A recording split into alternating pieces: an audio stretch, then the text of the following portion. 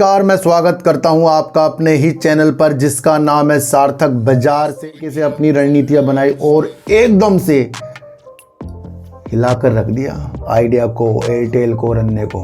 किसने? पहले अपने माइंड के ऊपर संयम रखना है।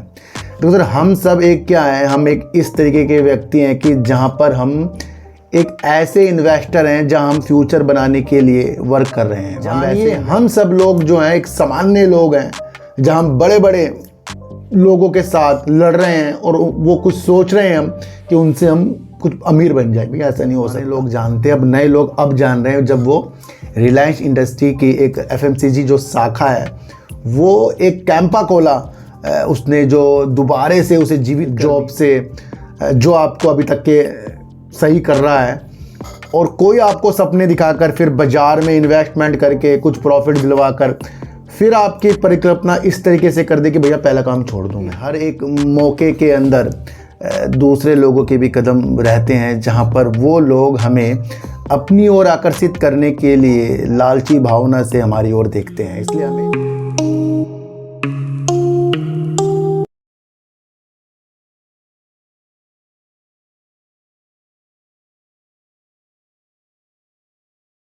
नमस्कार, मैं स्वागत करता हूं आपका अपने ही चैनल पर जिसका नाम है सार्थक। बाजार से आज बात करेंगे मुकेश अंबानी जी की नई रणनीति की। बात करेंगे इस्पात मंत्रालय क्या करने जा रहा है, यानी कि स्टील सेक्टर के अंदर क्या चीज़ें आगे हो सकती हैं, और बात करेंगे सर वेदांता की उड़ीसा की रणनीतियों के बारे में, और बात करेंगे यस बैंक के बारे में, और बात करेंगे सर जी इंटरटेनमेंट यानी कि जील एक शेयर है, आपको पता ही है। खासकर ये जो सोनी और जील की डील की मर्ज की चीज़ों के साथ हमें देखने को पहले काफ़ी चर्चाओं में रहा, उसका भी रिजल्ट आ गया है। उसके ऊपर भी थोड़ी सी विचार आज हम रखेंगे। देखो, सबसे पहले मैं आपको एक चीज़ बता दूं कि जो भी बाज़ार के अंदर अपनी रणनीतियां अच्छी करने के लिए अपनी रणनीतियों को आगे ले जाता है, कदम रखता है, तो वो कदम हमारा बहुत धैर्यवान होना चाहिए, बहुत सोच समझकर, क्योंकि हर एक मौके के अंदर दूसरे लोगों के भी कदम रहते हैं जहां पर वो लोग हमें अपनी ओर आकर्षित करने के लिए लालची भावना से हमारी ओर देखते हैं। इसलिए हमें बाजार में सबसे पहले अपने माइंड के ऊपर संयम रखना है। तो सर हम सब एक क्या है, हम एक इस तरीके के व्यक्ति हैं कि जहां पर हम एक ऐसे इन्वेस्टर हैं जहां हम फ्यूचर बनाने के लिए वर्क कर रहे हैं। हम ऐसे इन्वेस्टर नहीं कि हमें रातों रात अमीर बनना है। रातों रात अमीर कोई भी नहीं बाजार के अंदर बना है, रातों रात गरीब जरूर बन जाते हैं। तो ध्यान रखना, हम सब जितने भी व्यक्ति हम सब साथ हैं, वीडियो देख रहे हैं या खुद हमें समझ रहे हैं, हमारा मकसद दूर का ही होना चाहिए। शुरुआती तौर पर कोई भी चीज़ के अंदर कदम रखकर प्रॉफिट आ सकता है, ज़रूरी नहीं कि नहीं आएगा, आ सकता है, नहीं भी आ सकता, पर उस चीज़ को भी समझना है कि वो तो एक लक हो गया हमारे लिए। पर जब आप सब कुछ समझकर उस चीज़ के ऊपर कदम रखते हैं तो वो आपको आगे के लिए प्रेरित करता है। तो जानिए, हम सब लोग जो हैं एक सामान्य लोग हैं जहां हम बड़े बड़े लोगों के साथ लड़ रहे हैं और वो कुछ सोच रहे हैं हम कि उनसे हम कुछ अमीर बन जाए। भैया ऐसा नहीं हो सकता। दूर तक जाओगे तब ही कुछ ना कुछ हमें मिलेगा बाजार में, और वैसे अगर हम और कदमों के साथ रहे ना कि ये कर लें वो कर लें, भैया कुछ भी हमारे साथ अच्छा नहीं होगा। दूसरा एक चीज़ मैं आपको बता दूं, या तो हमारा अपने कदमों को हम पहचानें कि हम तेज़ी वाले हैं या संयम वाले हैं। तेज़ी वाले हैं तो लिख कर रख लो कि हमें कुछ बाजार में नहीं मिलेगा। संयम वाले हैं थोड़ा ही मिलेगा पर कुछ ना कुछ हमें दूर जाके मिलेगा ही मिलेगा, ये आप समझ कर चलना। बहुत से लोग क्या करते हैं सर, पहले अपने वाले काम को तवज्जो देना बंद कर देते हैं। ये ध्यान रखना कि जिससे आप अपनी कमाई कर चुके हैं, कोई भी व्यापार से, जॉब से, जो आपको अभी तक के सही कर रहा है, और कोई आपको सपने दिखाकर फिर बाजार में इन्वेस्टमेंट करके कुछ प्रॉफिट दिलवाकर फिर आपकी परिकल्पना इस तरीके से कर दे कि भैया पहला काम छोड़ दूं मैं। बिल्कुल भी ऐसा मत करना। ये बात आज लिख लेना कि जॉब अगर अपने आप जा रही है तो जाने दो, अपने द्वारा आते आते मनी को कभी भी जाने नहीं देना है, क्योंकि उस काम से आप बने हो, वो काम आपका पहचान का है। तो अपने वाले काम पर 70 से 80% तक अपना माइंड लगाना है और 10 से 20% ही आपको शेयर बाजार के अंदर आगे की प्रति दिमाग लगाना है। क्योंकि काफ़ी लोग नौकरी छोड़ दें, व्यापार छोड़ दें, ज़मीन बेच दें, ये करते हैं वो भैया कुछ भी हासिल नहीं होगा। मैं आपको बता दूं, जब एक झटका आता है ना भैया, उस झटके में जो भी चीज़ हमारे दिन के अंदर है, लालच की भावना के अंदर है, वो बाजार एकदम से खींच लेगा हमें। क्योंकि जब बाजार तेज़ी की तरफ हो रहा था तब लोग कुछ भी खरीदे, पैसा आएगा। मैंने आपको एक चीज़ कहा था कि खरीदते ही तो सबके पैसे बन जाएंगे, क्योंकि उस टाइम तो बाजार चल रहा है ना, ये ऐसे जा रहा है, खरीद रहे और जा रहा है, तो वहाँ तो पैसा बन रहा है। जैसे मान लो कोई पीसी ज्वेलर को खरीद रहा था, वो बनता जा रहा है, फिर दूसरे को बताया, उसने भी खरीदा, वो बनता जा रहा है। हमने आज तक आपको ये चीज़ नहीं सिखाई कि आपको चढ़ते हुए शेयरों को खरीदना है। हमने ये चीज़ सिखाई है कि सबसे पहले अपने ऊपर धैर्य देना है। तो हम तेज़ी वाले नहीं हैं, हम संयम वाले हैं। हमें अपना पहला काम भी करना है जिससे हम पैसा कमाते हैं और उस पैसे से हम आगे बढ़ते हैं। देखो तो एक चीज़ मैं आपको बताऊं, कैंपा कोला का आपने नाम सुना होगा, पुराने लोग जानते हैं, अब नए लोग अब जान रहे हैं। जब वो रिलायंस इंडस्ट्री की एक एफएमसीजी जो शाखा है, वो एक कैंपा कोला उसने जो दोबारे से उसे जीवित कर दिया, जो बहुत साल पहले एक ब्रांड हुआ करता था देश का, भारत का, उसके ऊपर हमारे मुकेश अंबानी जी की रणनीतियाँ गई और उन्होंने कैंपा कोला भारत के बाज़ारों में अपने स्टोर में ला दिया। पर देखने को ये मिला कि उस वक्त कैंपा कोला जोरों शोरों से तो आया, पर कुछ दिनों बाद उसकी चीज़ें थोड़ी धुंधली हो गई। पर यकीन करना, अब आपको देखने को मिलेगा इसका 10 रुपये वाला पैक, 20 रुपये वाला पैक और अलग अलग पैक जो है उसके अंदर ये क्या कर रहा है, 10 रुपये वाले पैक के अंदर अधिक मार्जिन दे रहा है। यानी कि किसी 10 रुपये के अंदर किसी की कोल्ड ड्रिंक नहीं आ रही है अच्छी कंपनियों की। कितने की आती है? 20 रुपीज़ की आती है।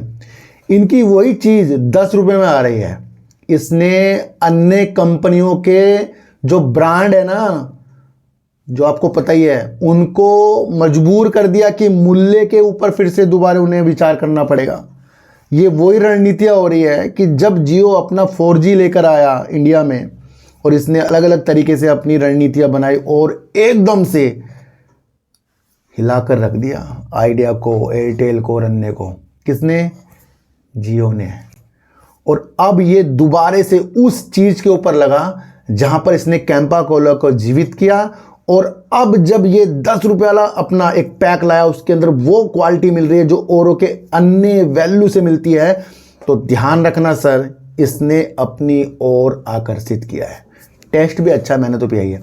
लेकिन मैं आपको बता दूं, यहाँ पर ये आपको समझना है कि जब कुछ चीज़ लोकप्रिय होती है व्यापार में, तो उसकी क्या होती है? डिमांड बढ़ती है।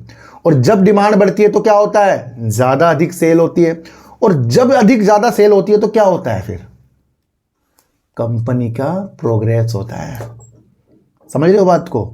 ये छोटी रणनीति नहीं बता रहा हूं मैं आपको। और ये एक चीज़ मैं आपको और बता दूं, टाटा कंज्यूमर के जो एमडी है ना, सुनील डिसूजा, उन्होंने भी ये बात कही है कि रिलायंस का कैंपा कोला जो अधिक मार्जिन में चीज़ें प्रोवाइड करा रहा है, उसने सोचने पर अन्य कंपनियों को खलबली मचा दी है।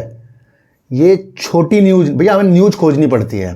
बहुत से लोग खोजते हैं कि भैया किसी प्राइस पता लगे, किसी कंपनी का टारगेट पता लगे। भैया मैं कह रहा हूँ ना, बाज़ार में काम करना है, स्वस्थ तरीके से काम करो, माइंड को फ्रेश करो। ये जो चीज़ें होती हैं ना व्यापार को समझने वाली। अच्छा, शेयर बाज़ार है क्या? सबसे पहले तो आप ये बताओ, शेयर बाज़ार क्या खरीदने बेचने का आपने प्लेटफॉर्म समझ लिया, या कंपनी के व्यापार को हमें समझना है? बिना व्यापार का शेयर बाज़ार नहीं हो सकता। तो फिर आपका माइंड कहाँ जाएगा? व्यापार कैसे बढ़ेगा, कैसे पोर्ट का बिजनेस बढ़ेगा, कैसे एफएमसीजी का बिजनेस बढ़ेगा, कैसे फार्मा सेक्टर, कैसे स्टील सेक्टर, अन्य आईटी सेक्टर, ये कैसे क्यों होता है? ये सारा व्यापार से है। कल को किसी कंपनी, कोई भी कंपनी मान लो, उसका काम ही खत्म हो गया, व्यापार ही खत्म हो गया, तो क्या उसका शेयर जब 500 रुपये में है, तो क्या काम खत्म होने के बाद भी 500 में रहेगा, या वो बहुत जीरो हो जाएगा? तो हमें क्या समझना है बाजार के अंदर, ये जो रणनीतियाँ, ये जो न्यूज़ आती है ना भैया, ये बहुत कुछ बोलती है। इस साइकोलॉजी डेवलप कर रहा हूँ मैं आपकी कि हमें कैसे सेक्टर को पहचानना है, कैसे चीज़ों को पहचानना है।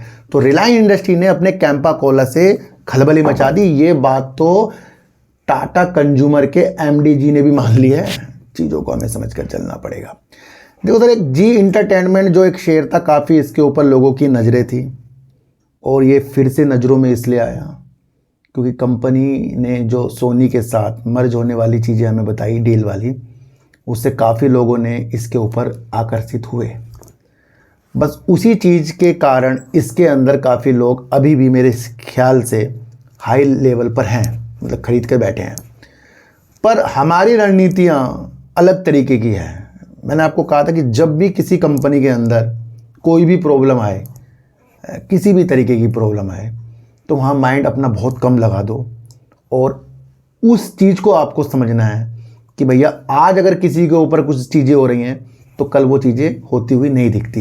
ये बाज़ार है, इस बाज़ार को आपको समझकर चलना पड़ेगा। आज क्यों जी इंटरटेनमेंट चर्चाओं में है? क्योंकि इसका Q2 का रिजल्ट आ गया और रिजल्ट में इसने अपना मुनाफा जो है, शुद्ध मुनाफा जो है 70% से बढ़ा दिया है और इस 70% को लोग अब देख रहे होंगे क्योंकि इसका प्रॉफिट बढ़ गया है।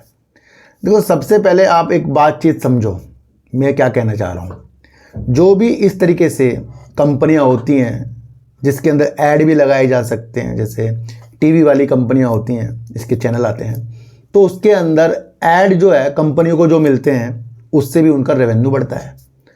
तो कभी कभी ये देखने को मिला है कि ऐड ज़्यादा भी नहीं मिलते तो उस हिसाब से भी कंपनी के रेवेन्यू ऊपर नीचे हो जाते हैं।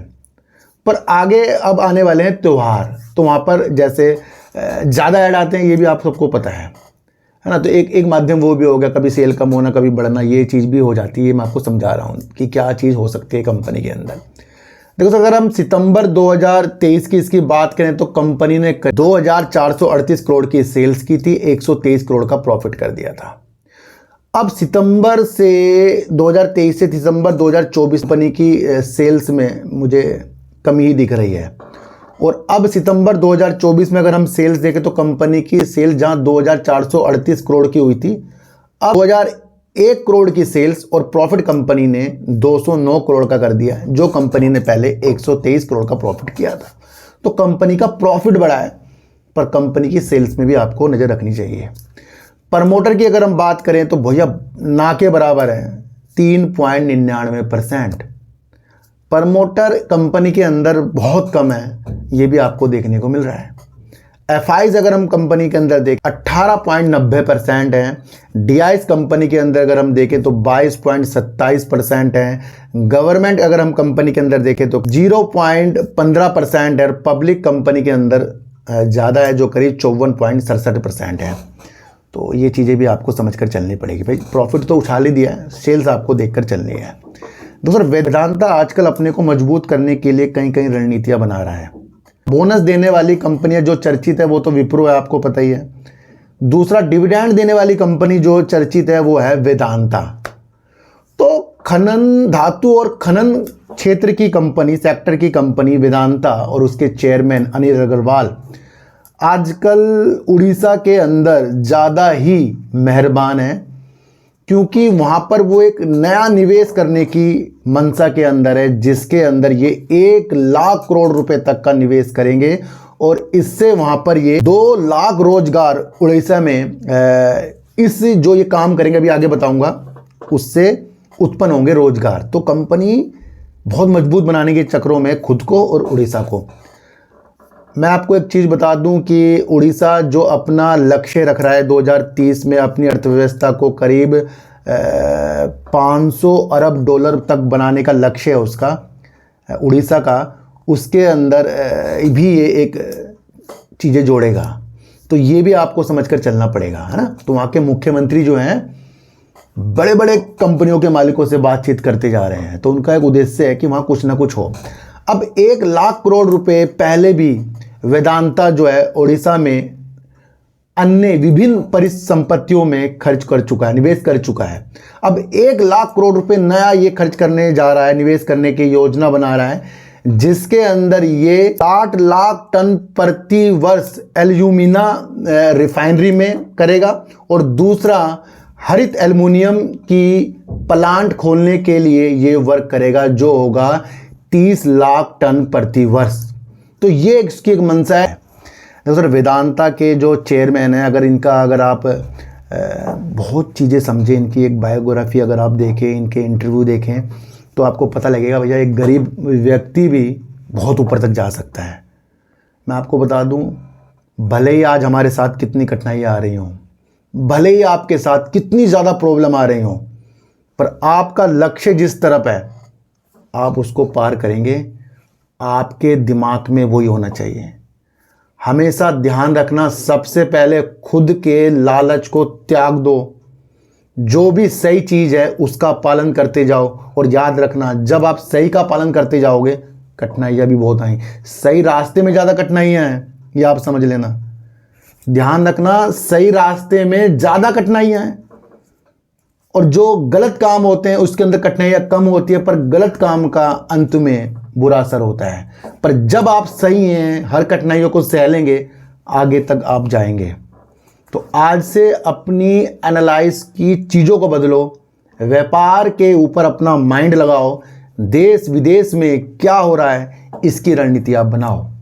तो वेदांता अपने कदमों को उड़ीसा के अंदर अलग तरीक़ों से जो रख रहा है, ये सारी रूपरेखा एक न्यूज़ के द्वारा है। ये आपको कैसी लगी मुझे बता देना। देखो सर, स्टील सेक्टर के ऊपर बात करेंगे। आपको पता ही है स्टील सेक्टर काफ़ी प्रॉब्लम में है, दिख ही रहा है, क्योंकि ज़्यादा से ज़्यादा आयात होता है और वो लगातार चीन से बढ़ता जा रहा है। इसके ऊपर काफ़ी दिशा निर्देश भी बनाए जा रहे हैं और काफ़ी चीज़ें भी होती जा रही हैं, पर वो इफ़ेक्ट पड़ता हुआ सेक्टर पे नहीं दिख रहा है। क्योंकि अगर हम देखें 31 मार्च 2024 से भारत है एक शुद्ध मिश्रित धातु का आयातक बन गया। मतलब आयातक बन गए हम, और वो ज़्यादा से ज़्यादा अभी तक प्रवृत्ति में है, यानी कि चलता जा रहा है, ये रुका नहीं है। और वो ज़्यादा से ज़्यादा आपको देखने को मिल रहा है चाइना से, चीन से।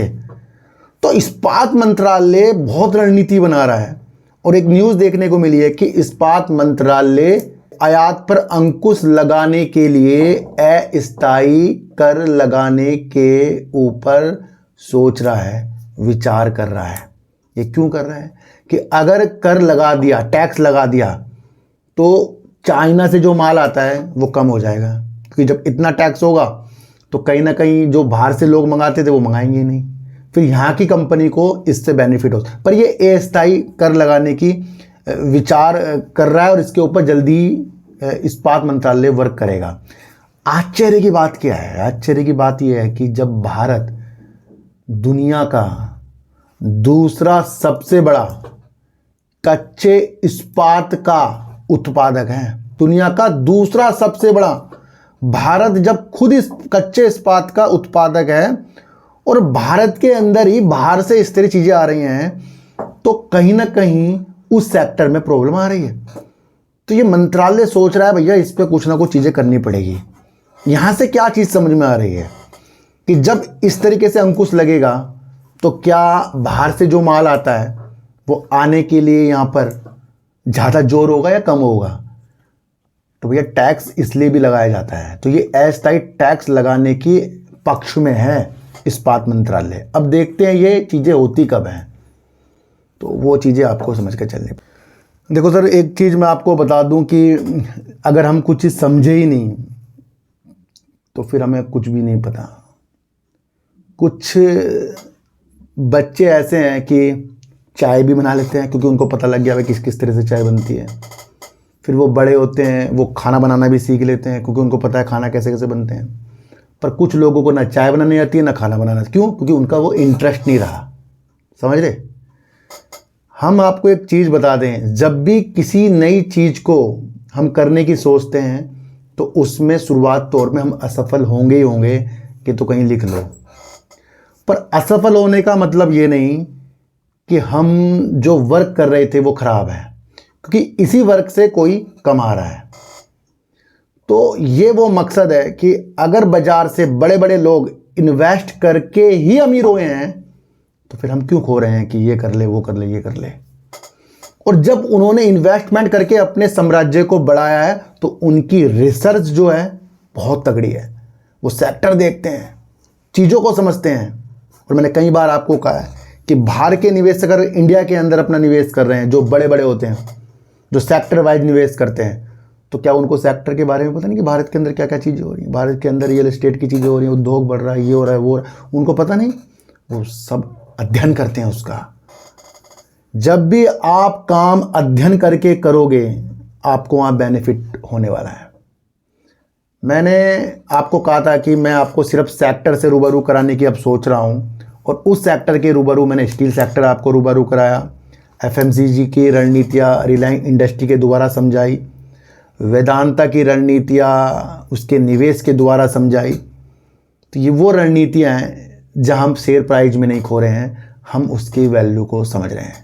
और जिस दिन आप वैल्यू को समझना शुरू कर गए भैया हर एक चीज़ आसान। हम क्या करते हैं कि हमने कोई शेयर ले लिया और वो गिर गया तो हमारे लिए ख़राब हो गया। सबसे बड़ी गलती हमारी ये है कि हमने शेयर लिया और गिरते ही अपनी एनालाइज को बेकार कर दिया हमने, क्योंकि हमने लिया था काम समझकर, वो तो गिर गया अपने नाम समझकर, तो हमने उसका नाम ही ख़राब कर दिया, बेकार हो गया जी। तो वो चीज़ें भी आपको समझकर चलनी पड़ेगी। देखो जो छोटे छोटे जो शेयर होते हैं जिनके प्राइस 30 रुपये से कम ही होते हैं, 50 से कम ही होते हैं, उनको बड़े लोग ख़रीदारी करके या बिकवाली करके उतार चढ़ाव कर सकते हैं, ये तो कोई बड़ी बात ही नहीं है। और छोटे छोटे शेयरों के अंदर फिर सबकी नज़र जाती है, छोटे छोटे शेयरों के अंदर फिर सबकी नज़र जाती है, क्योंकि उनको लगता है कि उनका जो पैसा लगा है अगर ये कुछ अच्छी चीज़ें हो गई तो कई गुना हो जाएगा। पर हम उसके काम से रूबरू होते गए। देखो तो सब पहले छोटे ही थे, HDFC बैंक भी पहले छोटा ही था, थे छोटे ही, और छोटे में ही हमें काम समझना पड़ता है। तो कुछ कंपनियों को सिलेक्शन कीजिए, अगर वो छोटी है तो उसकी क्वालिटी क्या है, क्वालिटी को आपको समझना पड़ता है। शेयर लेने वाली नीतियाँ तो कोई भी कर सकता है, आपको समझनी है चीज़ों को। तो 26 अक्टूबर को आ रहा है Q2 का रिजल्ट यस बैंक का, और यस बैंक के ऊपर भी सबकी नज़र है। कोई बड़े बड़े निवेशक ऊपर के रेट पे लेकर बैठे हैं और शेयर 21 रुपये में घूम रहा है, वो भी बैठे हैं, कुछ और लोग भी बैठे हैं जो ऊपर हैं, और कुछ लोग नीचे लेकर बैठे हैं। सबकी मंशा अलग अलग रणनीतियों के साथ है।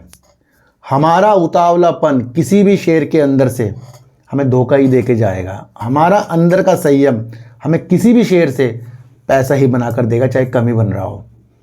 तो हमने तो इसका रिजल्ट देखना है Q2, क्योंकि Q1 में कंपनी ने अच्छे संकेत दिए थे, अपने क्वार्टर दर क्वार्टर अपनी सेल्स को बढ़ाया था और अपने प्रॉफिट को भी कंपनी ने बढ़ाया था। हाई अगर हम कंपनी का देखें, यस बैंक का देखें, तो 32 रुपये 80 पैसे करीब का हाई भी लगा कर आया है ये शेयर, और अब 10 रुपये कम में मिल रहा है ये शेयर, 10 रुपये से कम में, है ना, 21 रुपये कुछ में मिल रहा है। और लो अगर हम देखें तो 14 रुपये 10 पैसे का इसका लो था, तो लो से भी ऊपर है और हाई से भी नीचे है, तो अभी भी अपने लो से ऊपर ही चल रहा है काफ़ी दिनों से। तो वो चीज़ें भी आपको समझनी है। जून 2024 में अगर इसकी हम सेल्स देखें तो कंपनी की सेल्स ग्रोथ में थी, जो 7,725 करोड़ की इसकी सेल थी। 516 करोड़ का कंपनी ने प्रॉफिट किया था, और प्रॉफिट अच्छा, सेल्स अच्छे करने के बाद भी कंपनी ने अपने Q1 के बाद तेजी नहीं दिखाई थी। तो ये संयमवान शेयर है आपके लिए। अब Q2 कब आ रहा है इसका? 26 अक्टूबर को। तो वहाँ भी देखेंगे अब ये शेयर बढ़ाएगा या घटाएगा, क्योंकि 7,725 करोड़ की जो सेल्स की थी पहले से बढ़ की थी, प्रॉफिट भी पहले से बढ़कर था, और जब इसका ये रिजल्ट आया था शेयर ऊपर था, अब ये शेयर नीचे ही है। तो रिजल्ट भी यस बैंक के ऊपर इफेक्ट नहीं डाल रहा है। क्या कह रहा है यस बैंक? संयम, धैर्यता आगे के लिए, क्योंकि अभी कुछ अच्छा ही नहीं होगा यस बैंक के अंदर जो इस प्राइस पर है, क्योंकि बैंक भी इसके अंदर है, उनको भी निकलना है, नई नई रणनीतियाँ भी बननी है, तो वो भी हमें समझकर चलना पड़ेगा। तो खरीदना बेचने वाली रणनीतियाँ कभी भी दूसरे के अनुसार मत करना, टारगेटों में मत उलझना, चीज़ों को समझना, बहुत कुछ अच्छा आसान होता जाएगा। वेदांता की रणनीतियाँ उड़ीसा में 1 लाख करोड़ रुपए निवेश करने की है, वो चीज़ें मैंने आपको बता दी है। झील का 70% का जो मुनाफा बढ़ गया है उसकी रणनीति आपको समझा दी है। दूसरा, मुकेश अंबानी जी की रिलायंस इंडस्ट्री का FMCG की एक्टर जो है वो आपको कैंपा कोला के द्वारा छाते हुए देखने को मिल रहा है ना, वो भी समझना है। स्टील सेक्टर के अंदर अगर इस्पात मंत्रालय अस्थायी कर लगाने की सोच रहा है तो वो साफ साफ है जो चीन से हम यहाँ आयात कर रहे हैं उसके ऊपर थोड़ा सा अंकुश लग सके। दूसरा आपको समझना है कि कच्चे इस्पात में हम विश्व के दूसरे नंबर के उत्पादक हैं, बहुत बड़ी बात है, पर उसके बाद भी यहाँ पर आयात बढ़ता जा रहा है। तो रणनीतियों को जिस दिन आपने समझना शुरू करा सब कुछ अच्छा हो जाएगा। तो जितनी भी मैंने वीडियो बनाई है सब आपके लिए न्यूज बेस बनाई है, सेक्टर समझाए हैं, चीज़ों को समझाएं, किसी के ऊपर भी खरीदने बेचने की सलाह बिल्कुल भी नहीं है। आपको अपनी एनालाइज पर विश्वास करना है, सबसे आगे उसे रखना है ना। तो उसे चींटू को आटा दीजिए, गाय को रोटी दीजिए और अपने बच्चों को ज़्यादा से ज़्यादा प्यार कीजिए, क्योंकि बच्चे ही आपकी मासूमियत से किस्मत पलटेंगे। तो फिर मिलेंगे आपसे नई वीडियो के साथ, जब तक के लिए नमस्कार।